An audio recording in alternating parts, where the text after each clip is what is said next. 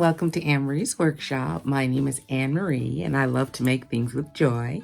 If you like to make things with joy or just watch people making things with joy, you have found the right place. Please like, subscribe, and share. And once again, thank you for coming back. All right, so I believe this is episode 4 or the first month of my cleanup. I decided in the month of November and December not to take on any new sewing projects, but to go ahead and clean up these 3 buckets of whips, works in progress, that I have started how long ago? Some of them 4 years, some of them 2 weeks that I had. And I was going to try and see if I can open my goal by December, if I can empty at least 1 bucket, which is proving to be, I maybe make it. We'll see, because I don't want to disturb the holiday feelings as well as. So every morning I get up, and I've been seeing some of you on my live stream early in the morning before I go to the pool, and work on some of these whips. Now, the continuing theme seems to be with these whips they are the leftover fabric of other projects that I've made. In other words, I make a jacket or a skirt or something like that, and there's maybe a 1.5 to 3 yards left of the material, and I immediately get some kind of idea, and I go ahead and cut it out, put all the things, the accompanying parts of it inside a large Ziploc bag, something like this. I'll put the whole project together and have all the supplies inside, and then I'll get to them. But the problem is, I also have ideas that I want to work on immediately. And so after a while, they pile up. So my goal for November, December is to get 1 bucket cleared away. Now, if I make it, great. If not, well, it's all right. Okay, so where we left off, episode 3, I was working on this Cynthia Rowley dress, 8414. I think I've seen it at eBay if you're interested in.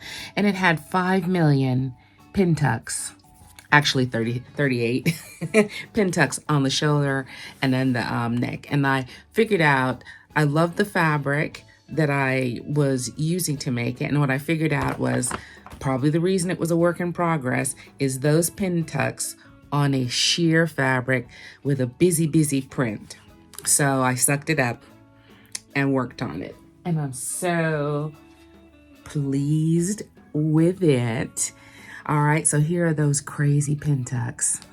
All right, now I added this applique piece on top after the pattern required, because of the dart, that you put rickrack on the front. And when I brought the red in, it just spoke to me. And so I'm hand stitching in this applique that I bought online, and I'm going to go ahead, but it's just beautiful, ethereal, and lovely. And I do have a black slip to wear underneath this, but it's one I was working on last week.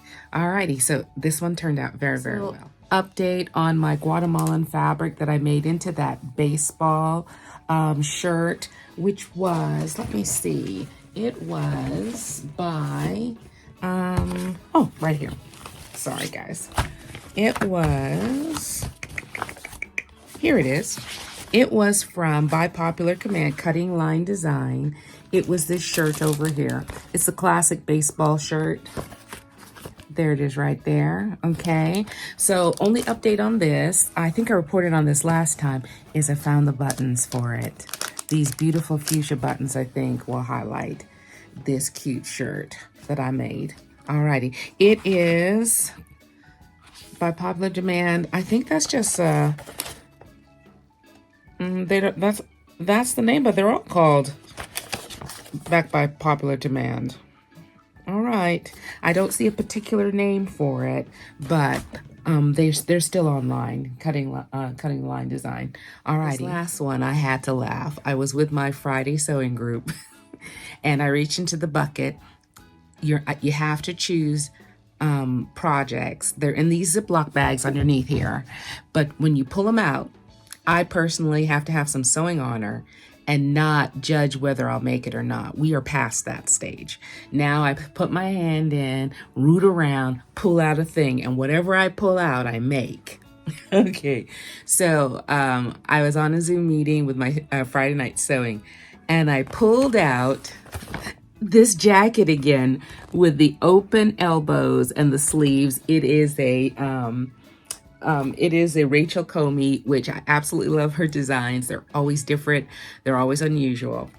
And I had made this before, and I must have had cut it out, hadn't made it yet, and had leftover scrap material. I had copper colored mud cloth to do that. Let me show you that jacket. This was the original mud cloth that I paired with this copper blend, wool blend that I found at Ping's, and I lined it in this leftover Ankara fabric. I have a dress that I made out of that.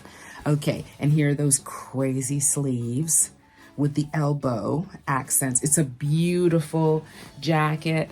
I have matching pants. It's a great statement outfit. Only thing is, I had issues with the instructions. Very often an instruction will seem like it's wrong to you when you're sewing, but it's not wrong, you're wrong. So I always assume I'm wrong, but in this case I wasn't. This pattern piece that makes the ruffle is like piece number 12 or something like that. It should be cut on the fold. It's not. It's cut into 2 sets of 12. So they put a 12 piece and then they want you to cut another 12 piece. That's double fold fabric. So you end up with 4 pieces. That does not make this ruffle. That does not make the sumptuous ruffle that you see on here. And there are no instructions to sew the 2 individual pieces together to make a ruffle this wide. So you end up, if you just use what they tell you to cut, these little curly cues, like are half the size of this, it's not right. So it somehow got through, but I figured it out. But I figured it out on this jacket. Now remember, I cut the other jacket out of scrap materials that I had. So I did not know at that time the mistake that was in the pattern. So I went ahead and cut it out. So when I pulled this out, I just groaned, not just because of the elbows being out, which I really kind of like. The fact that I knew I cut the mistake out again. So I had to, I had to modify, and so I ended up with this mud cloth with the cowrie shells. It was a fabulous fabric. Believe it or not, bought it at Joann's. It's a beautiful fabric. I don't know how they got the cowrie shells on, because I had to sew some on again because they were in the wrong place on certain parts of this jacket. So I had to remove them, sew the jacket, and then put them back on. Okay, so this is a scrap black wool blend, or maybe a poplin that I used in this jacket. All of these are scrap items. But what I discovered is how I constructed it, it's also reversible, because this is some scrap Ankara I have. And when you turn it inside out, you have another style jacket. So I'm really pleased with it. For something I groaned and carried on about, I'm very pleased about how it turned out. All right. So at the moment, I'm in the midst of Vogue. Hold on, let me get it. So I am currently in the midst of Vogue 2771, this curved jacket right here.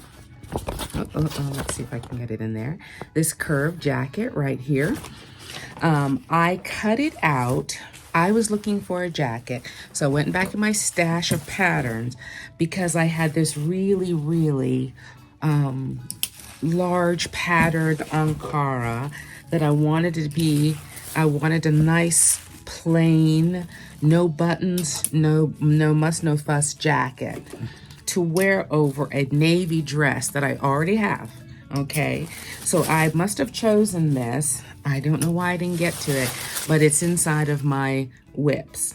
Okay, so this is the pattern. See how large the medallions are? And it has a navy back and orange and kind of an avocado color or brown pattern. So I found it and I thought to myself, because the fabric is so light, I wanted it up to make it, I wasn't so crazy to make it reversible. I just wanted it to have another fabric up against it because I felt it was too light for what I wanted. So I chose this monarch. I had leftover fabric. You know, remember I pulled the bag out, have to make it. I had this leftover monarch fabric from House of Mommy Wata, and I thought, oh, it's perfect. And one of my lovely subscribers on the Friday night thing said, Anne, you're going to Montego Bay. Maybe you will find something that will match this color thing. So when you make it reversible, you know, even though they won't be seen, they have something in common. And I said, oh no, I'm going to go ahead and use this monarch fabric and get it gone because, you know, I have a scrap of it. So I went to Montego Bay, and what, Connie, you were right. What was there? Same color palette. Only thing missing is the brown, the avocado. Right? Connie was clever, very clever. Anyway, so now I was like, oh, okay. So I got some of that when I was in Montego Bay day before yesterday. And to go ahead and make the reversible, I'm going to use piping around the edge to differentiate the sides. So that's what I'm kind of working on. So of course, now I have created another whip, because I cut out this monarch butterfly. You see how this is like if you give a mouse a cookie, he's gonna ask for a glass of milk kind of thing is happening. Okay, I hope you all get a chance to read that book. It's lovely to read to children. It's by Julie Numeroff. All right, so I had a scrap of this butterfly fabric, enough to make another jacket. So hopefully these two whips will cancel each other out, and they will get done. So that's what I was working on in my cleanup. So in an effort to show you what can happen if you just do a little bit at a time, let me show you what's gotten done so far. Okay, so I'm 1 month in, and I'm not going to do them in order. I'm just going to do them. And I have made this dress, and I'll try and put over here what it looks like. This dress, this bag, and this bag. This shirt, this jacket, these onesies, this shirt, this dress, this crazy jacket, and this little envelope purse here. I'm gonna put them all over there. All right. Oh, and this dress. That is quite a bit done in a month. So even if I don't hit my goal of emptying one 66 quart container, I feel really good that these got done, because every single one of them has been so beautiful, and they were good ideas. Every single one of them had one little quirk, one little thing keeping me from going over the hump that I just needed to buckle down, buy the zipper, find the right lining fabric, do the pin tucks, match the braid. They just needed a little extra oomph to get done. All right, so I'm hoping you're having a chance. You don't have to do as many whips as me. Just do whatever works for you that you're happy with. Protect your sewing. It's your love. Just do the things you want to do and enjoy the time. All right, take care. I will start again next week. I'll only have 4 more weeks, and hopefully I can get this one of these buckets done. We'll see. But there's cookies to make, people to do puzzles with, friends to do board games with and play dominoes, and church outing. It might get done. We'll see. All right, take care.